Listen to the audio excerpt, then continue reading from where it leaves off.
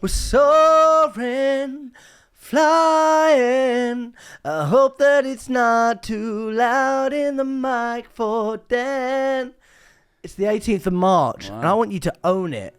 Not like Stormzy, but own your response. Okay, mate.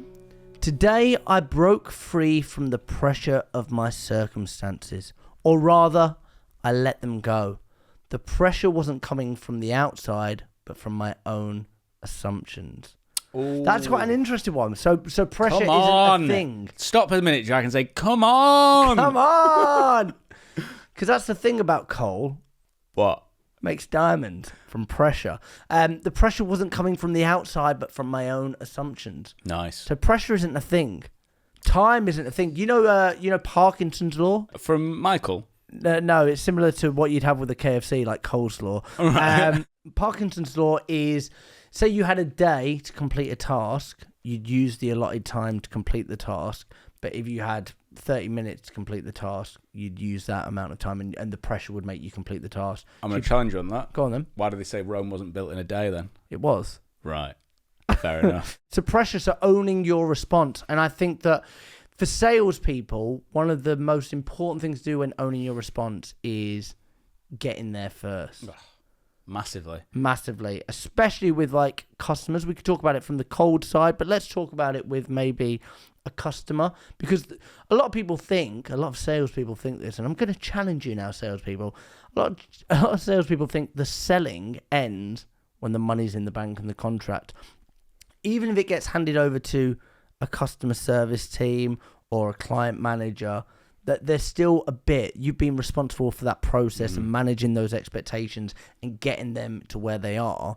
So actually, you still need to be involved in that process. And I think that actually, if you're building relationships, it can pay back in dividends. But getting there first when there's difficult conversations to be had, ego can sometimes get in the way. And it's about owning your response in that way. So how would you maybe attack difficult conversations? What skills are you bringing to the table?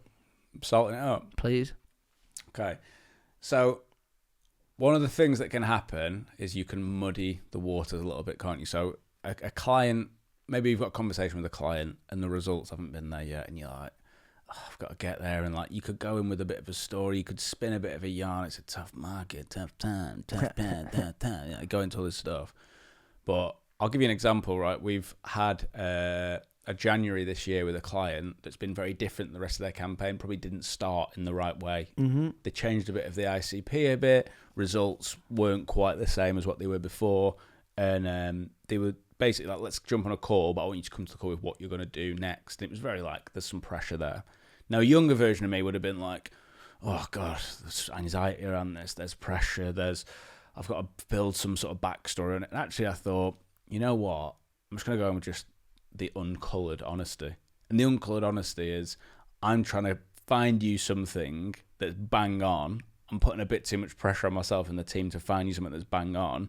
And as a result, there's a bit of paralysis by analysis. I think what I've learned from this is I probably need to be better at leading the team when you give me the feedback that you gave me before Christmas, and just owning it and just getting there first. Yeah. It's the 8 Mile thing, isn't it? It's Eminem saying all the things that are bad about himself and then tell these people something they don't know about me. Yeah, exactly. And there's nothing to say because you've said that. I think it's really important as well, like for salespeople to say, okay, imagine it's a chessboard. What, one salesperson?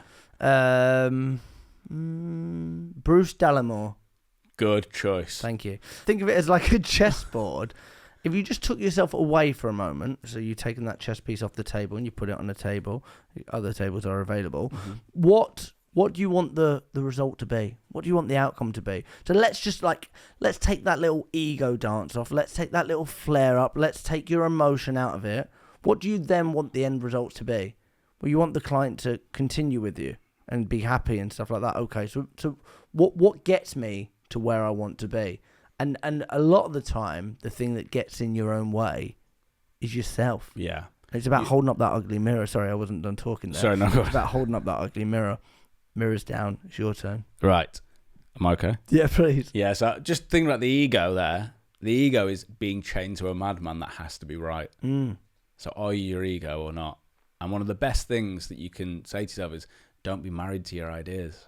Just the little conversation, the little dialogue with yourself is not everything. And actually going into a conversation, a debate, a discussion, a tense conversation with a client, whatever it may be, and going, I'm quite happy to be wrong in this situation, is quite a liberating thing. But recognise there's an ego in your head that doesn't want you to be. Yeah. And overpower it. And what is wrong?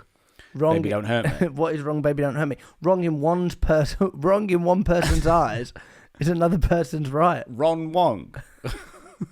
I've been Jack Frimston. I've been Zach Thompson. Remember, you will die. Peas, rice, and maybe a little bit of thank you, mice.